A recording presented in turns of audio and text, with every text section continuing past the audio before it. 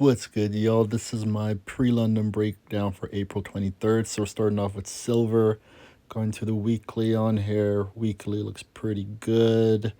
And you can see that the daily is actually not bullish. So it doesn't matter what the 4-hour does.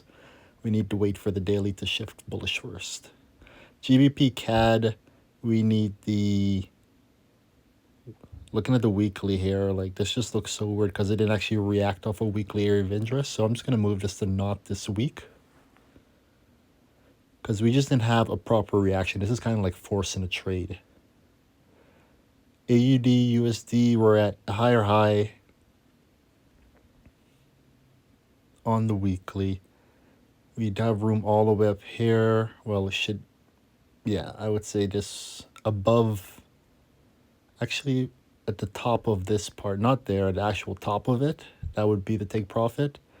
The daily had a proper pullback, like it had a one candle pullback. That's a decent pullback. And then the 4-hour though needs to shift. So once we get a shift of structure, we can then move on.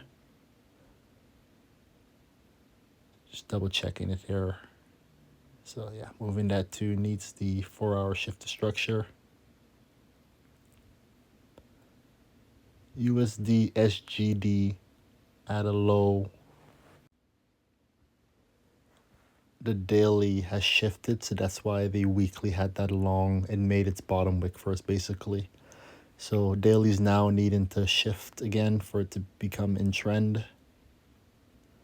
GBP USD, this is tapped into the weekly take profit, so this pair is done.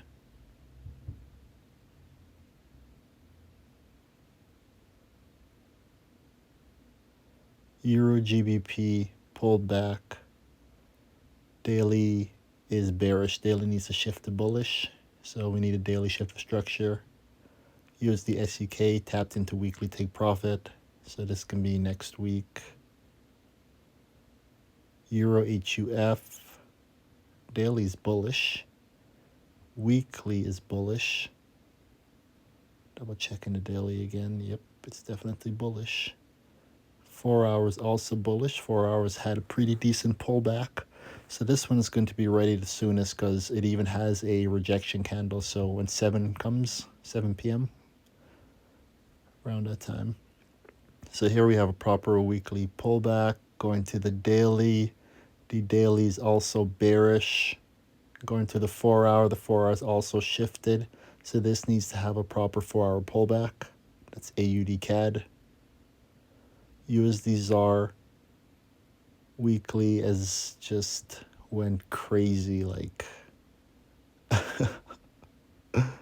it's just dropping. So that being said, this is what the daily looks like. It's still bullish, but the 4 hours gonna definitely need to have a shift of structure with such a move. And double checking AUD USD here just to make sure I'm seeing what I'm seeing. That take profit can actually be higher for sure, but yeah, I definitely need a 4-hour shift.